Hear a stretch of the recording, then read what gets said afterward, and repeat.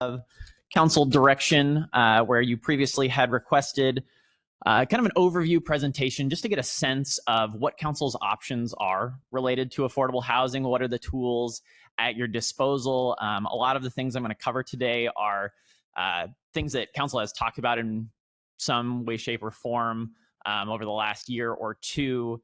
But just going to try to get everything kind of in one place in a conversation. And the hope for today is to present this to council, get your feedback, and then get a sense from council if you do have some direction on what are some of the activities you'd like to move forward on. And then we can take that back to staff and start developing kind of a program for moving that forward. And I'll also say that if you have specific questions related to affordable housing that I am unable to answer personally, we also have a couple folks from Vancouver Housing Authority in the audience who can provide some expertise if there are some technical questions that come up as well. So with that, next slide, please. So our agenda today, give a little bit of background on the current state of affairs. We'll talk a little bit about some of the current council activities and direction that you've provided around different programs related to affordable housing, as well as some potential actions that could be taken. And then, as I mentioned, we'll seek direction on how you might like to move forward coming out of that. Next slide, please. So I want to talk a little bit, just give a bit of background here. And this is a slide that our friends over at VHA provided. Originally comes from the Los Angeles Housing Production Institute, and just kind of gives an overview of the 4 types of affordable housing that occur in communities. And so you'll see here as you look at the slide, they're sort of bucketed into unsubsidized and subsidized housing. And so in the unsubsidized bucket, we've got naturally occurring affordable housing. So this is housing where a developer is building the housing. Maybe the land doesn't cost too much. Cost of materials is reasonable, and it's able to pencil out to where the rents that they would charge for that housing is affordable, just kind of on its own. Just the cost of inputs is such that when you're paying for your rent or your housing, it is affordable to families making a typical wage in an area. And so we have some of that. It tends to be older housing stock.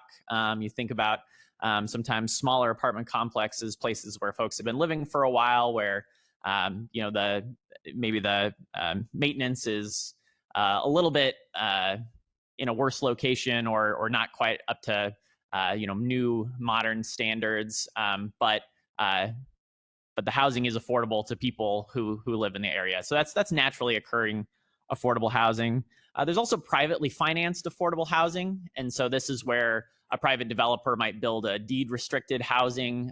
They wouldn't necessarily be receiving direct subsidies, but there may be indirect subsidies like property tax abatements or vouchers or different programs like that.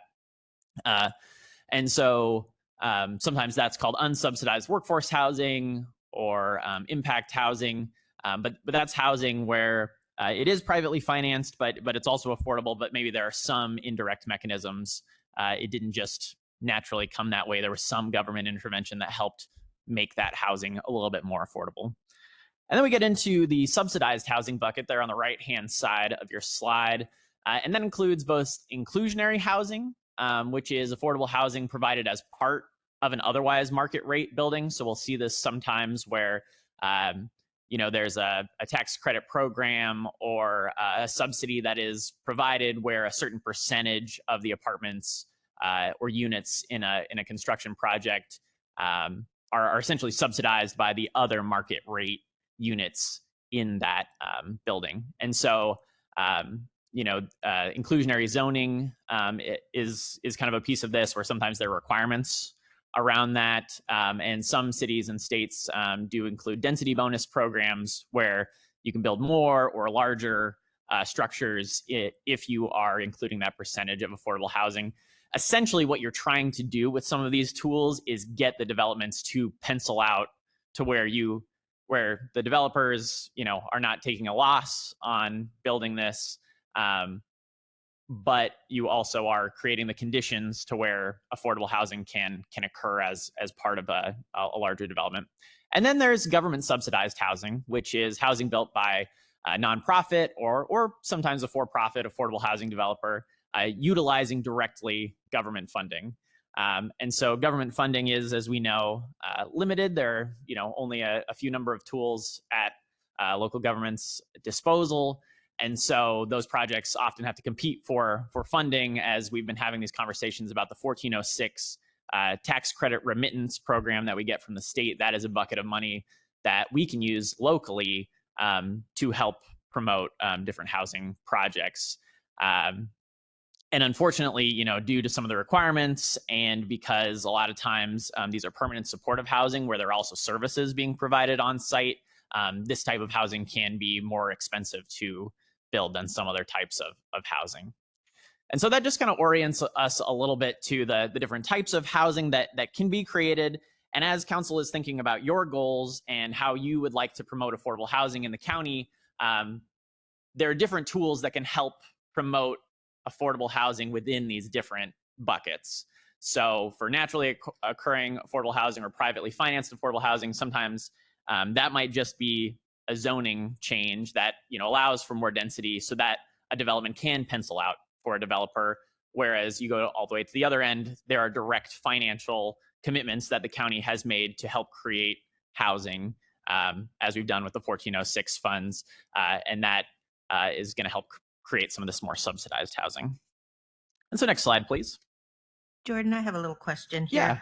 Yeah. Of these various columns here, do we have a sense of how much we have of any one of these things, or how much we would have a need for any one of these things in Clark County?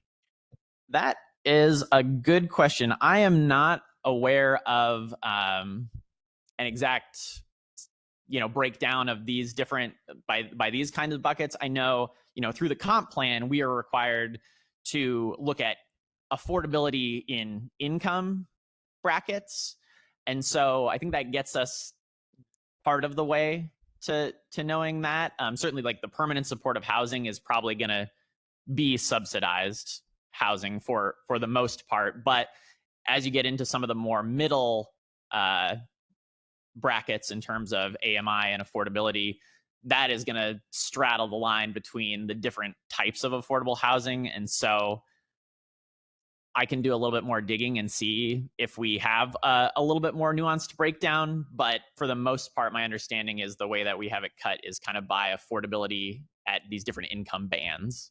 Yeah, right. And that's kind of the lens I look at all of this, is how do we meet those income bands? Which of these tools are the best? And I'm thinking, if it was naturally occurring affordable housing, it's not naturally occurring. I wish it was, but it doesn't seem to be. Anyway, but in terms of translating financing options, I think I would be looking at how do we meet those specific income bands. The thought.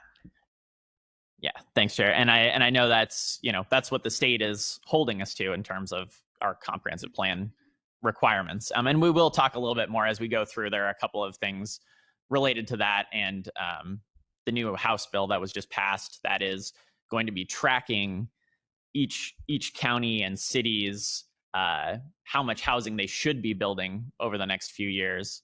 And we'll be talking about some ways where we can monitor that and hopefully track against it to be measuring our progress as we move forward, since the state has that new reporting requirement.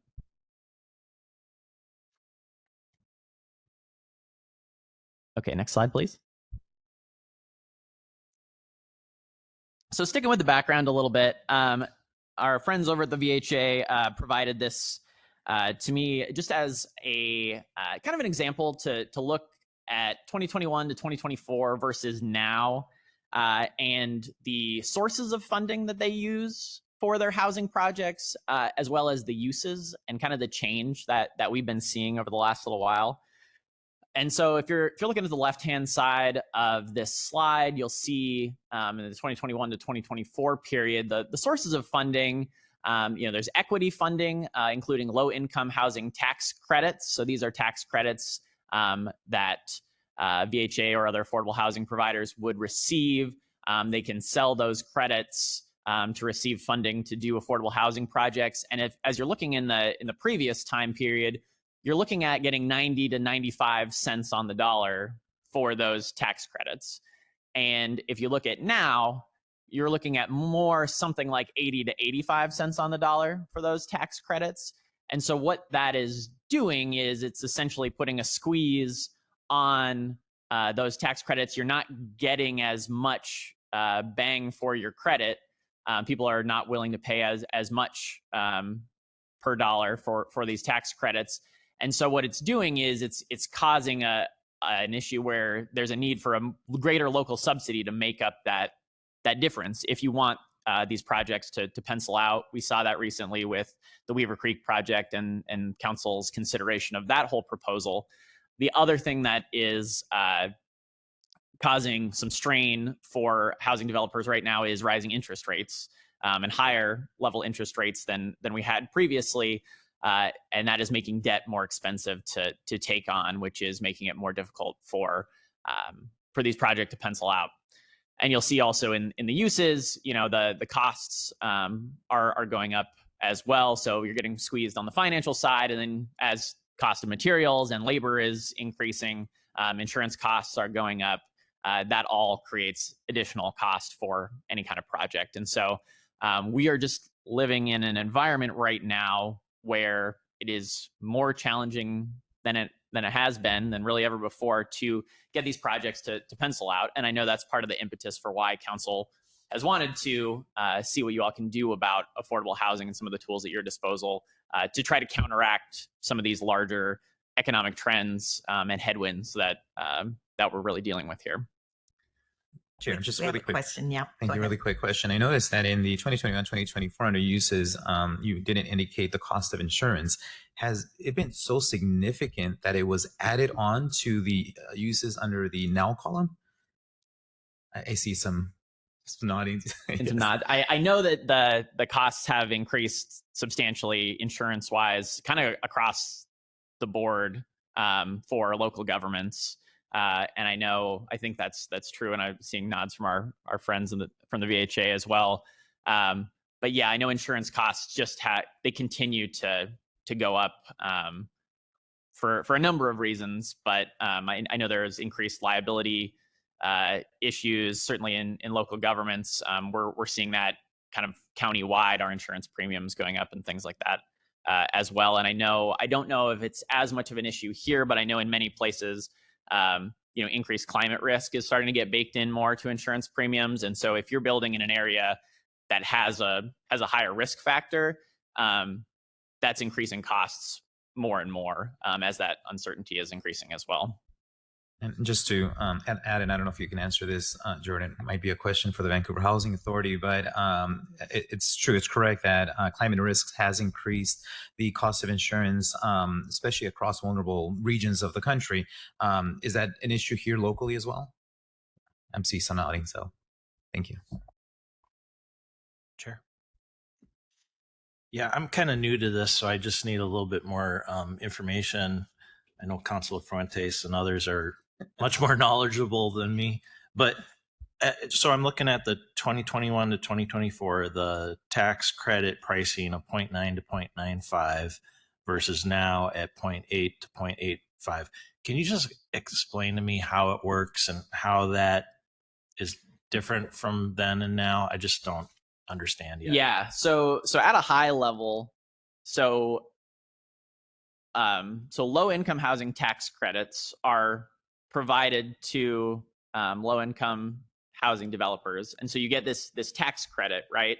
And so the tax credit is for, let's just say, $100, and so then as the developer, you can say, hey, we've got this tax credit, we can sell that to essentially finance our housing project, right? And basically, it's like when you're buying something on sale, right? You buy these tax credits because you can buy them for 90 or 95 cents on the dollar, which is where that 90 to 95 is coming from. But then it's reducing your tax liability for $1 for every 90 cents you're spending, if that makes sense.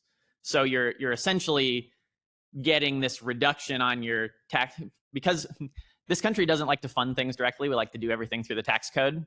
That's just kind of a fundamental principle of like how society is set up a little bit. And so instead of just doing like a direct subsidy and saying, here's $100, we're going to say, we're going to give you $100 of tax credits. You can go and sell those and you can get $90 to $95. Or now you can get $80 to $85.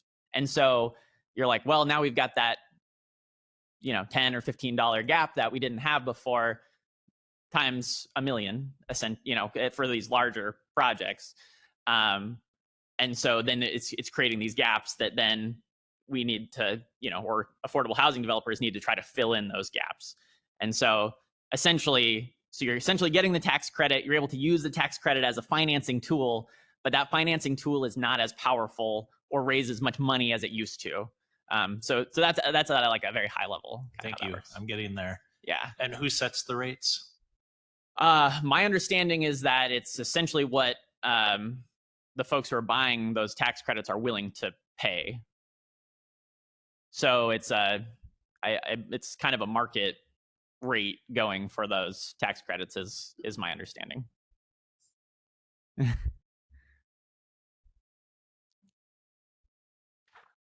All right. So that's kind of the background. So right now, we know that we need more affordable housing. We're not creating very much of it naturally, and it's getting harder with some of the tools that we currently have available. That's squeezing the ability for affordable housing to get developed. And so the first kind of bucket that we'll talk about is land use and regulatory tools, and that really is zoning, policy actions related to transit-oriented development, other tools where the local governments or even the state government is not coming in and saying, we're going to give this direct subsidy, we're going to build something here, but essentially saying, we're going to set the stage to allow for more development or different kinds of development. Something, we've heard a lot is moving away from, only single family zoning. So previously something that had happened a lot is, you can only build single family homes in a particular area. Well, we're going to make it so now, and the state has actually mandated this, but the county is ahead of this, where it's saying, in those zones, you can now build duplexes, triplexes, quadplexes, depending on, the density and the type of area that you're living in. And so council has actually been working on this for a while through the Housing Options Study and Action Plan, working with a consultant. A number of strategies were developed for zoning, particularly within the urban growth areas, but also, across the county. And phase 1 was done in last March, or I guess 2 Marches ago, 2024, the middle housing and single family strategies. And so that changed a number of items in the county's code to allow for more density, more different types of housing. Phase 2 that the council just saw, I think about a month ago, talked about multifamily and regulated affordable housing strategies. And if folks from the public are interested in looking at these studies, there's actually a great website that Community Planning has that goes through what the Housing Options Study and Action Plan is. It's got the executive summary and background, talks about kind of the process that they went through to analyze the housing inventory in the county. And then they did some policy and regulatory review as part of that. And that has created some of these options that, thank you, perfect, that gives a little bit more information if folks want to dig in further. But the council has been working over time, and community planning staff have been working to implement the strategies that were identified there, bringing that to council and working through each of those processes. And so I know there will be more to come on that. And actually, the interim emergency ordinance that council adopted a week ago, that work related to preserving mobile home and manufactured home parks, that will also get folded into some of this zoning work, because that is really a development code regulation about what can be done with those types of affordable housing communities. And so, there's the temporary moratorium on redevelopment, but that is giving the county time to develop some more of these robust policies and procedures and update the code. And that will come back to council for your review and ultimately to decide whether you want to adopt those strategies as well. So, so the land use piece has been going on for a little while and is going to continue. So that is one tool that council does have in their tool belt that is being utilized and that county staff is working on currently. Chair. Yes. Just a couple of comments, because we're talking about numbers and we're talking about the need for affordable housing. And before we get into some of the options that we could potentially consider in the future to address this issue, if I remember correctly, the comprehensive plan is calling for about 100,000 units over the next 20 years, right, in order to accommodate 200,000 people that will be increasing the population in Clark County. Out of that 100,000, if I remember correctly, 35,000 units need to be affordable housing at 50% AMI. So to say that we need affordable housing is an understatement. We need a lot of affordable housing. And then just a couple of other figures. $580,000 is the average home sale price in Clark County of a home as of June 2025, according to Zillow. 7% increase year over year.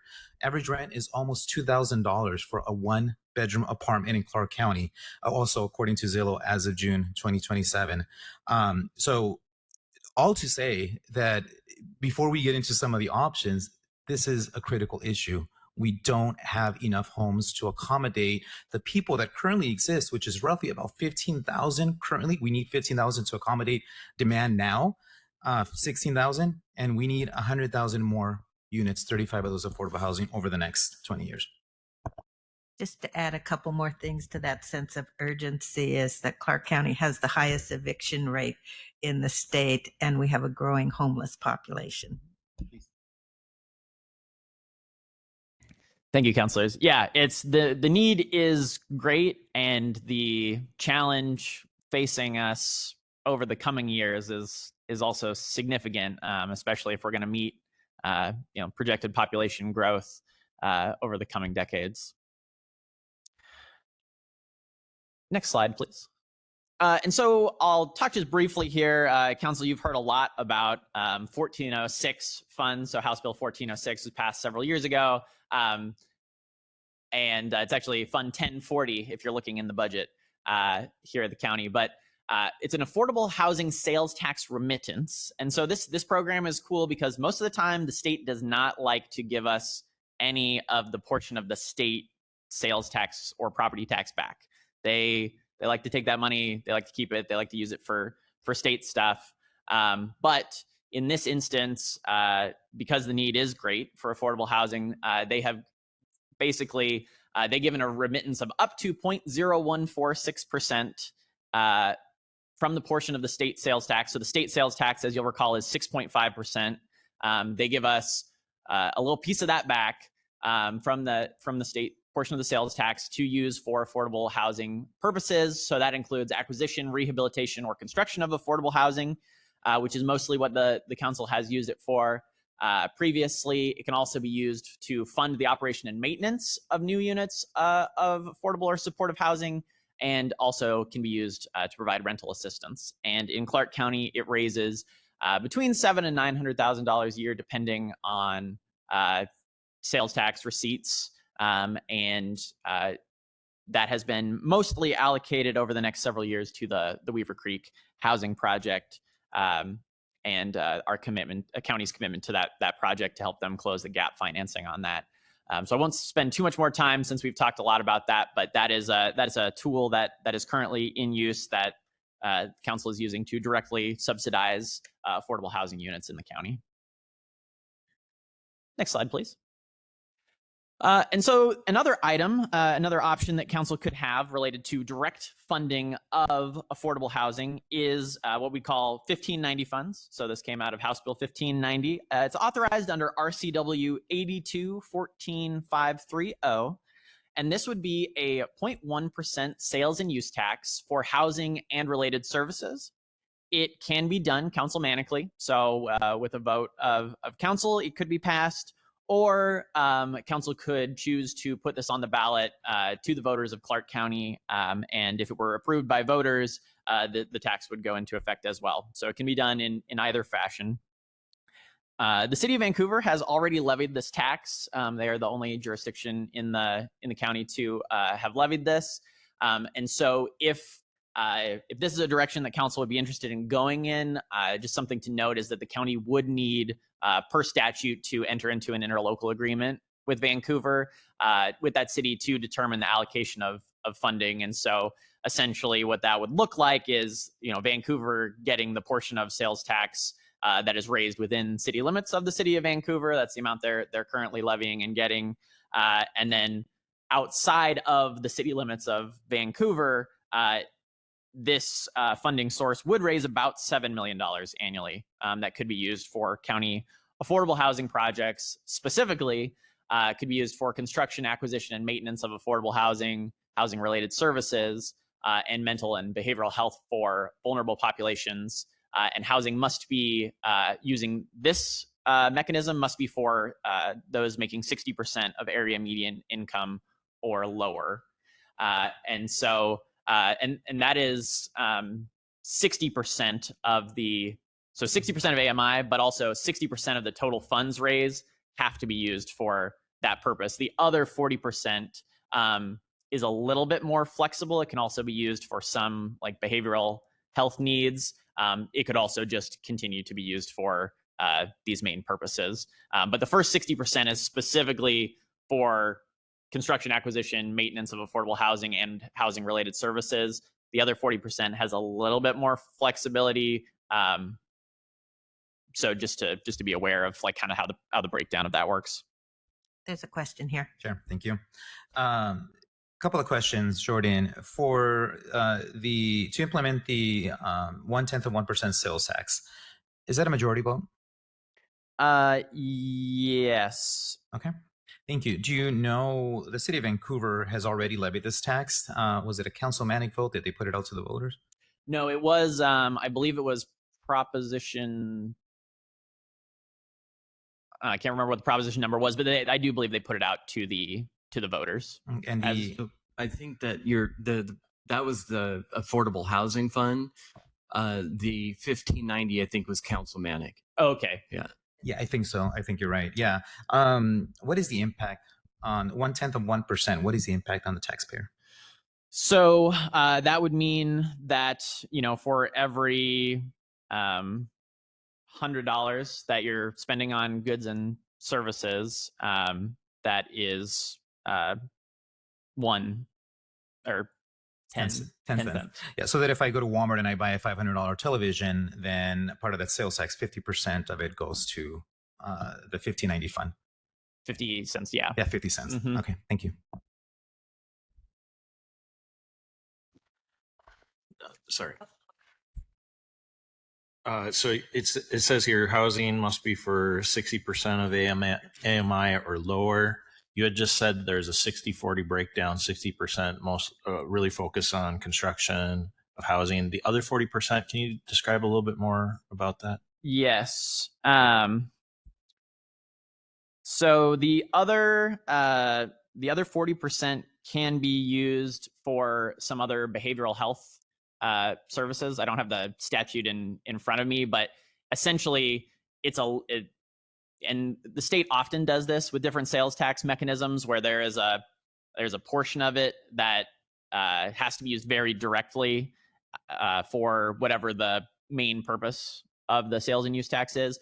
And then another portion of it can be used a little bit more flexibly, understanding that, local governments may have administrative costs. They may also be trying to fill in some other programs that are related, but maybe not directly for whatever the purpose is. And so this follows in that mold. And so essentially 60% has to be used for that purpose.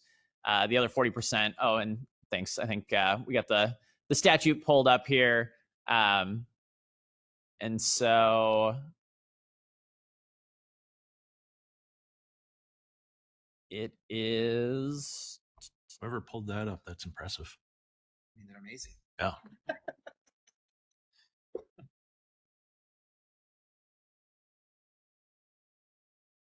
It's toward the bottom. If you can scroll down a little farther.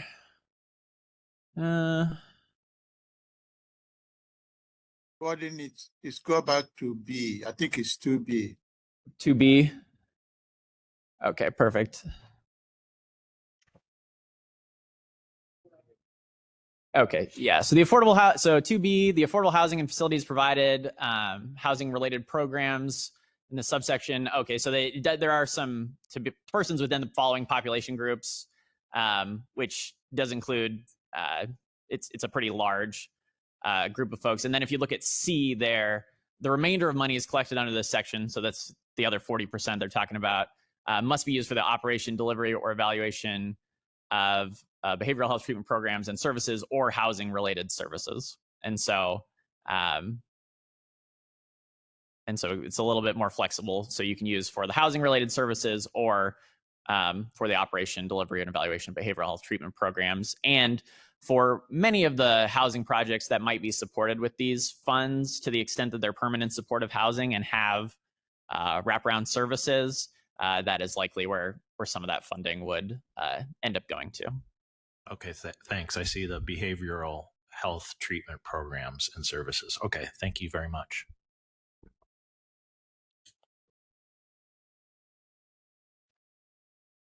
Wonderful. And so 1590, that is a potential tool that council could take either councilmanically or by sending it to the ballot. Another program that is currently in existence is the Clark County Down Payment Assistance Program. And this supports low and moderate income Clark County home buyers.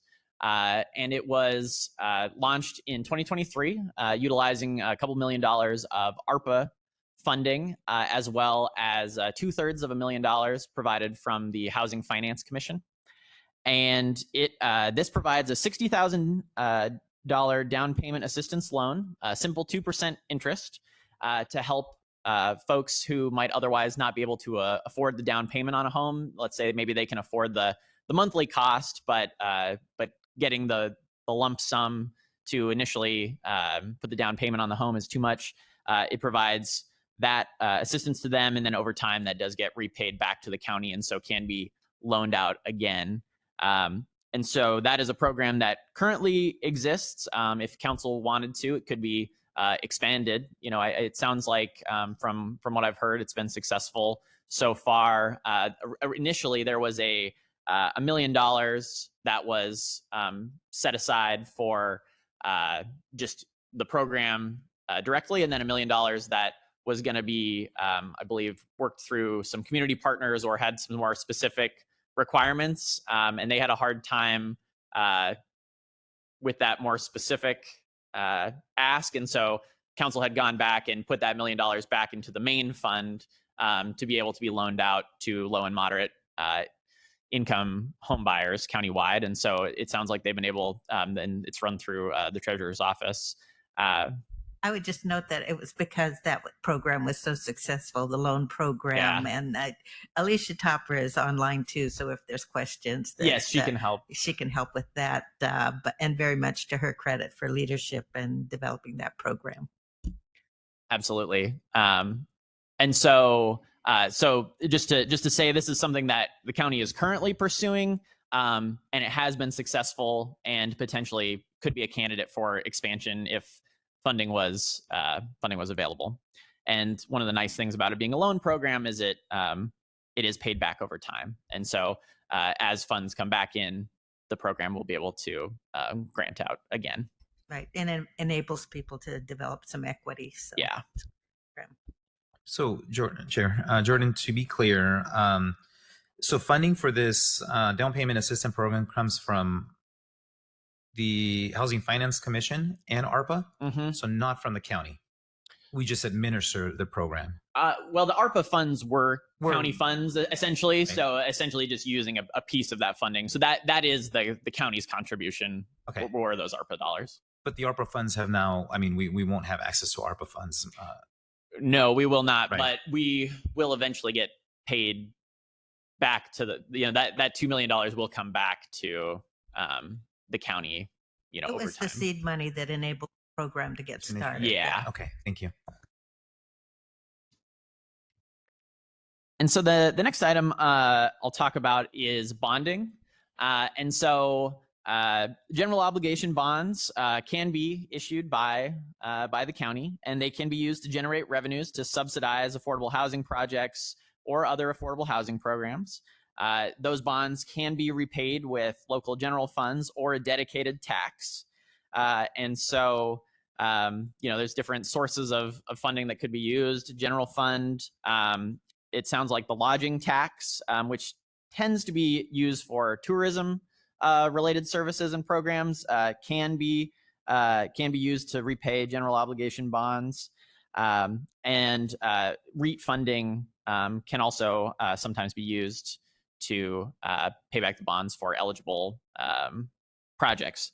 And so bonds do often require voter approval, but once in place, they can be used to repay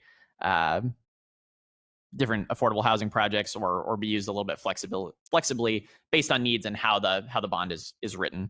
And so that is another tool that council has to raise revenue if there is a dedicated source identified to pay that back over time. So if council is looking to raise a chunk of money to support housing in the near term, that can be done through bonding.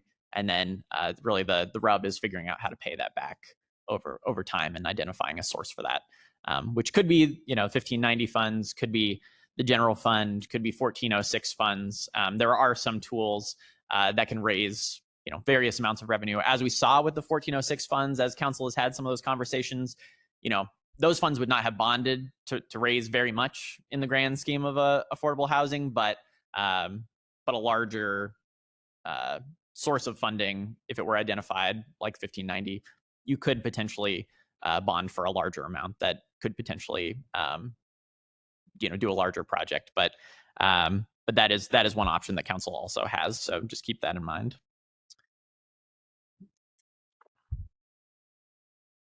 Next slide, please.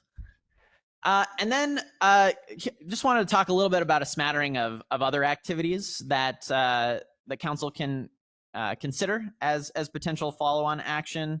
One is reviewing and implementing the recommendations of the low-income affordable housing report. And one way I might recommend doing that is, that is put together by the Low-Income Housing Alliance. It has a lot of good ideas in there, some of which are mirrored in the Housing Options Study and Action Plan. But that might be a good opportunity for ECHO and working with community partners to identify some of the needs that have been identified in that report, and see where there maybe are opportunities for the county to provide support or convening, or to take policy action that might help increase the amount of affordable housing. Jordan, who produced this report? I believe it was the Low Income Housing Alliance. And are they statewide? They're a statewide organization. Statewide, okay, great. And then another thing that was raised as a potential thing that can be done is reviewing the reports established by Senate Bill 5587. So that was a bill that was passed this last session. And at first, actually, there was some county level opposition to the bill, because it would have held us liable for housing production targets. So essentially what the bill does currently is it takes a look statewide at the county level about how many units of housing should be produced based on what each county needs. And originally the bill had said, and if the counties don't meet these targets, we're going to penalize them in some way. As the bill moved through the legislature, it sort of became clear that, counties and local governments are not the ones doing direct building of housing. So it's hard to hold them responsible for what is mostly going to be done by the private market. And so the bill changed to still track the projected need and the gap between the need and the actual housing produced, but the teeth were taken out. But it can be a tool if we end up reviewing this report annually about how much housing was produced in Clark County versus what the goals are, and they're working off the state goals that are set forth in the kind of the State Department of Commerce through the comprehensive planning process. That can be kind of a roadmap or a signpost to say, okay, hey, we're actually on target, or oh wow, we're kind of behind, and that can help inform council about the direction that you want to go based on evidence housing production. And that reporting would be for each city and county? I know it's definitely by county. I'm not sure if they do every city or maybe just maybe there's a population threshold. Each of the cities have targets. Yeah, so maybe they're looking at each of the cities as well. I had been mostly looking through the county lens. Right. I can go back and double check that. Right. But that would be helpful to have. It would be helpful to have. Thank you. The other thing, another thing that can be done is monitoring our permit times. So I know our community development staff have been doing a great job at trying to reduce permit times, to streamline our processes, to become more efficient. And you'll see here, this is something I just pulled last week. They have a dashboard on the website. You can go and look at how long each type of permitting is taking. And so this is just an example here for new home construction. It has taken an average of 63.7 days to get through the permitting process. And that is about 40 and a half days from the applicant side putting materials together. And that's about 23 days of the county's work moving permits forward. And so it's pretty good relative to some of the other counties and jurisdictions statewide. Yeah, that was my question. How do we stand compared to other jurisdictions? We're doing pretty well. I don't have that data in front of me, but I did kind of scan through some state level data and websites, and there are some jurisdictions where it can take 4 or 6 months to get through the permitting process, sometimes longer. I think it's an area where we have made some good progress. So good to make a note of that wherever we can. Did you want to say something? No, Kathleen? I agree. It's completely different than what it was 5-6 years ago. And I can also share there's other large jurisdictions like King County who are reaching out to us to learn about what we're doing and how they can improve their process. So it's great work for the staff and our prior director building those relationships throughout the state as well. Great. Thank you. Oh, another question? No, I actually had the same question, how it compared to other jurisdictions. Do you, maybe Dr. Oriaco knows how it compares, the total average days, how it compares to the city of Vancouver, or maybe Kathleen? Oliver doesn't oversee community development, Or but, not, you're right. Thank you. but we can follow up with that information Thank for you. you. Not that it's a contest, but good to know. Competition is good. Right, go on, Jordan. All right. Thank you. And I'll make a note here to double check on the City of Vancouver Times. Another potential activity that could be done is county land donation. And so we've had a few conversations over my time over the last couple of years about potentially being able to donate county land for affordable housing development where the county maybe has some surplus available. It hasn't moved forward, I think, in large part because most of the available unused county parcels are not really conducive to building affordable housing. They're mostly like weird small plots, or there's a wetland, or there's really not a lot of great property to use, but that is something to keep as a potential option. And as county facilities move around, as we acquire or are looking to offload properties, that's something that council can keep in mind that is an option. I've looked at quite a few parcels of county land, and most of them are inadequate. So I agree with you. Another thing that we could look at is impact fee deferrals. So the county does have an impact fee deferral program. We are required by state law to have it, but I don't. My understanding is it's not heavily utilized, and so that's something if council was interested, we could dig into more and learn more about the reasons why maybe that's not being utilized as much as it could be. And then another thing that the council can do is, as bills are coming up in the state legislature, or proactively if there are policies at the state level that we identify that could be beneficial for affordable housing development, we can advocate for that with our legislative delegation. We can work with our lobbyists to push those policies forward. And there are a couple other things that did not make it in time for me to put these slides together, but that I did want to mention. And those include utilizing REIT potentially. So REIT 1 and 2 with House Bill 1791 this past session has become a little bit more flexible. They've kind of harmonized the uses between those two funds, and there is some ability, at least in the near term, to use some funding for planning, acquisition, construction, reconstruction, repair, replacement, rehabilitation, or improvement of facilities for those experiencing homelessness and affordable housing projects. The threshold for that, which was under REIT 2, was $100,000 or 25% of available funds. And so REIT is subject to availability of funds, and the other projects that are pulling from REIT, that is a tool that council could potentially pull from to support affordable housing development as appropriate. But that is a tool that does exist.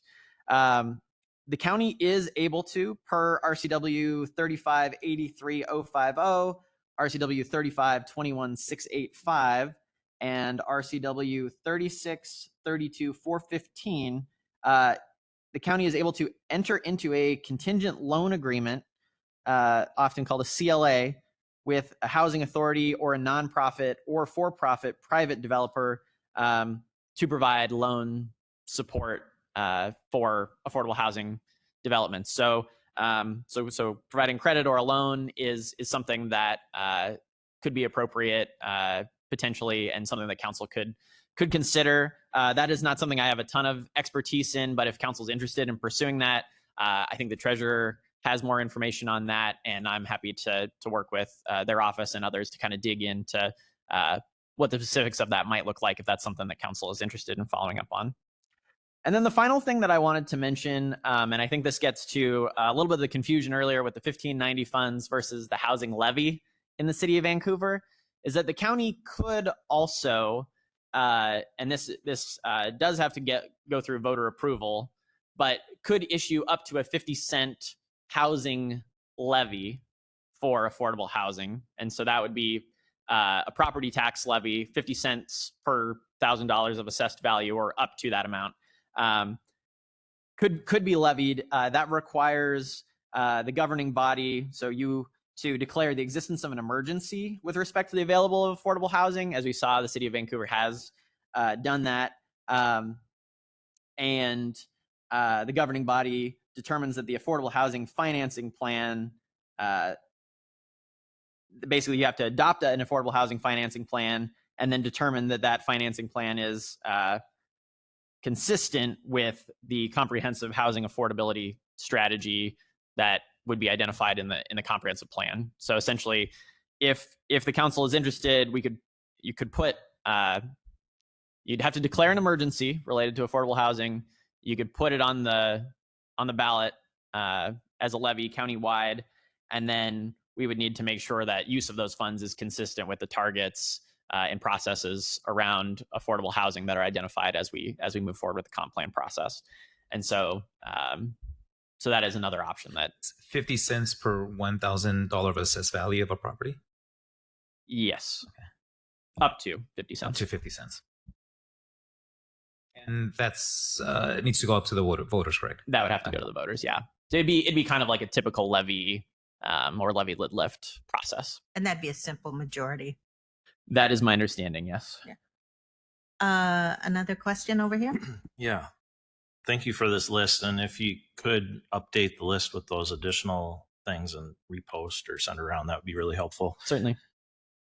I had, while you were talking, I'm not an expert, as has been established, but I'm really passionate about this, and I was thinking while you were speaking about two different things that possibly could be used, and I just would like to know if they are legitimate. One of them is we've been talking about the public benefit rating system, which is really focused on conservation measures that private landowners take.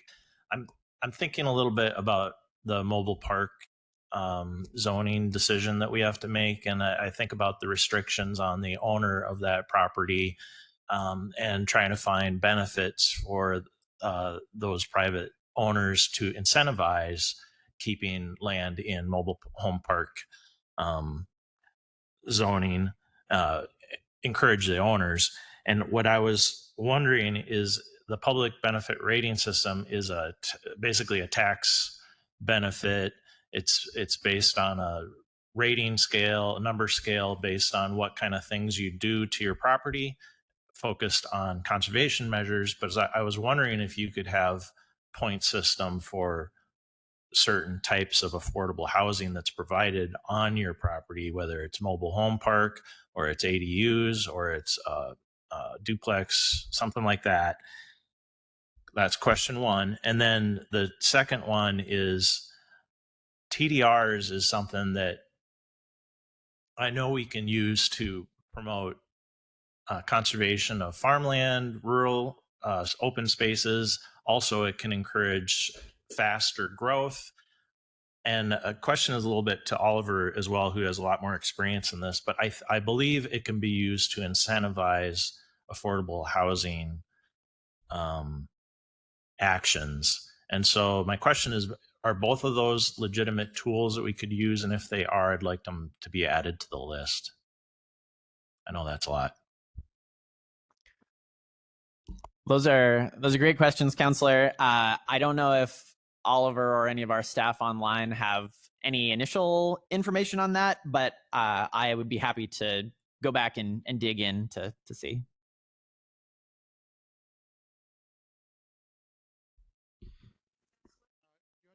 Got it wrong. Okay, Counselor, this is Chris Cook. Yeah, Oliver. Oh, okay, great. No, go ahead, Chris. Sorry. I was just going to point out that the assessor in general, his department does the public benefit rating system designs and operates. So the assessor should be consulted with questions about that. Yeah. Okay, thank you. Oliver, go ahead, Oliver. I didn't have anything more to add. I think Chris is correct on the TDR. It is something that we have to look into, because what you're really doing is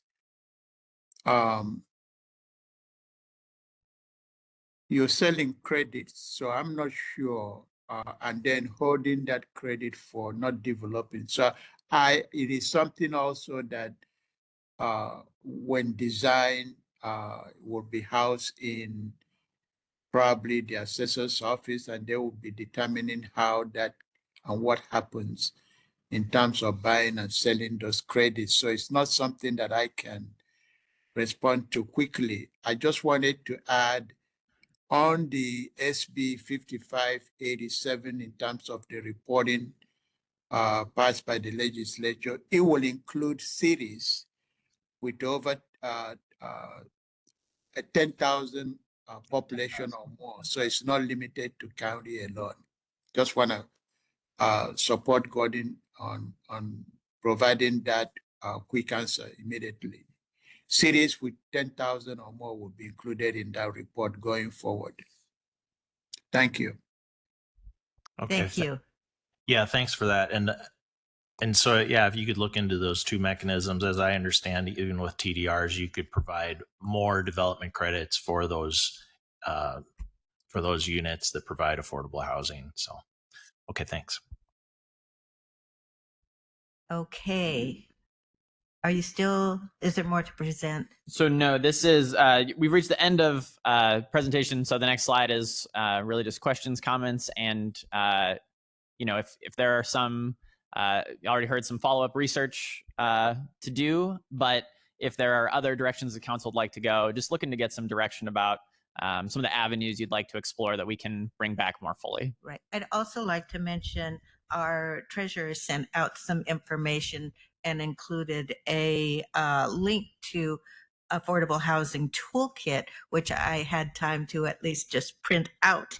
But it is really well framed out in terms of framing up categories, land use and regulatory tools, anti-displacement tools, regulatory efficiencies, financing tools. So I think as a framework, we could look, because I think in some of those areas, we may be, well, like land use and regulatory tools, we may be in pretty good shape, but seeing how well we're doing or what more we could do within those categories, I think would be helpful. And I think the financing tools, that's the tool I understand the least about. And I think it's complex in that, as for all of the county services that we provide, and knowing the jail and roads and parks, there's so many needs that we have. I think engaging the finance team and fully better understanding the what finance options there might be. And I'm thinking, just to frame this, because I think there's pent up questions here that are about to be released, that this is not something one work session is going to fully resolve. This is something we're going to have to be continually looking at and evaluating as we go forward. So this is like, we're opening a door here and we're going to walk through it. So questions from anybody else? Not so much questions, it's just a few comments. I think this is probably arguably the most important subject that we have to work on right now. The consequences of not having enough housing attainable to the people that live here are dire, and they're expensive, quite frankly. So I think this is a category. This is an important subject that we have to invest in.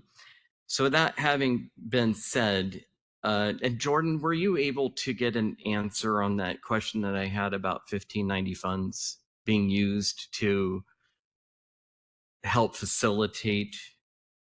You remember what we discussed? Like getting the process, like if we wanted to put together a like work plan and potentially hire someone to basically, Councilor Young and I had discussed, let's say council wants to take 1590 affordable housing sales tax, would we be able to use any of those funds for to like put like toward a consultant to help develop like a work plan for how those funds would be used? And I haven't gotten a final answer, but in like reviewing the text of the statute again, it didn't look to me immediately like those would be an allowable use. But I did contact MRSC. I haven't heard back from them yet, but I did ask about that. Thank you for that. So my suggestion at this point would be that we move forward with the 1590 funds in a councilmanic fashion. That way we can get this funding as soon as possible. But in order for me to support it, I feel like if I look at the housing option study and action plan, you two weren't there during the entirety of the process, but it went very well, very well. And I think it's not that our staff doesn't have the ability to do it. I think it's more a capacity issue. And so I think we need to have some outside help to help us direct the use of these funds so that they're used the most efficiently, and so that we can uncover some of the rocks and things that things that we can do as a council, whether it be using those resources or not. It could be simple code changes. It could be, legislative changes that we could make that can move the needle just a little bit. I think it's important that when we talk about affordable housing, that we not only talk about, like 60% AMI below, but we talk about market rate housing as well. I think it's critical. My house this year actually celebrates its 100th anniversary, but it's not any less expensive than brand new housing that's equivalent. So it's not like automobiles where they continually go down in value. And if you can't afford an expensive one, you can get a cheap one. Housing's not cheap. And it is really largely dictated by the price of what it costs to build a new house. So any work that we can do on reducing that, whether it be with fee deferral, legislative changes, some of our code changes, I want to take a real hard and solid look at that. 25%, I think, is the number that the city released that they're producing now this year, 25% of the housing that they should be producing. That is alarming. And what I want to know also is what is preventing that, because builders can't make a profit if they don't build. The vacant buildable lands model says that there is the land and the location for that building to take place. So why isn't it? We need to dive deep into that and make sure that we do anything that we can to allow that construction to move forward. I don't know whether it's profit. I don't know whether it's insurance. I don't know what those issues are that are preventing that housing stock from being built, but we need to address that as part of this, because we're never going to have affordable housing as long as we have a massive shortage that we do have currently. So my suggestion would be that we bring in a consultant to help us develop a plan, and like Chair Marshall mentioned earlier, really identifying the goals, the things that we are going to use these resources to accomplish. What is it we're going to do? What are our priorities? Look at cost analysis of return on investment. Are there certain policies that we're going to invest resources in where it's typically done, but maybe you don't actually get as high of a return as something else that you could do? Unintended consequences, looking at that really closely. Just the act of exercising this tax will have an impact on people's lives. Now, it's not directly necessarily on housing, although it does have some degree, but nonetheless, whether your housing costs go up or your costs to live go up has the same impact. But I guess what I would say is I'm supportive of moving forward with 1590. I think that could open up a lot of these things and give us the capacity to really look at the situation, come up with holistic ways that we can address this rather than piecemeal and not having communication issues, because this is a multi-department issue. Chair. Yes, go ahead. Thank you for that. I'm delighted to hear that you are supportive of 1590. I think it's a much needed revenue source for a county to address the lack of affordable housing. And I agree that I think that it's important to ensure that we have the adequate staff necessary to be able to administer this program. And so I would be supportive of it as well. So it's something that I think we want to consider sooner than later. And then just to add to that, I think we should really consider continuing supporting the down payment assistance program. I think there were some nods here earlier today of counselors potentially supporting that.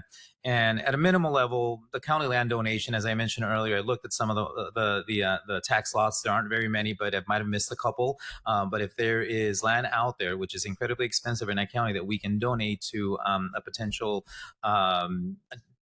anybody who wants to build something, affordable housing in particular, then we should really, really consider that as well. But I absolutely, I'm not going to say anymore. You've said it very nicely. So support 1590 as well. Chair? Yes. I believe I'm in support too, but just to clarify, is this the Council-matic version of 1590? Okay, I'd be in support for considering that. The second part of your request for thumbs up is that to bring in a consultant. I just curious about what that would cost us. So I would at this point ask if staff could present us with some options with that. And I wouldn't say that it has to be a consultant. I personally think that's probably the best route, but I'm willing to hear staff's recommendation on that and whether or not we can use some of the talent that we already have and maybe mix it in, whatever would be the best process. But just so that we have somebody that is able to take the lead, keep us on task, do all the organizational and move this process forward. Yeah, the city of Vancouver has a team of staff members that administer the Affordable Housing Fund, for example. And so if it's something that might be much more cost effective to bring an in-house person to administer the program, then it's something that we can definitely consider as well, as opposed to a consultant. And I do have a really quick question for the 1/10 of 1%, 1590.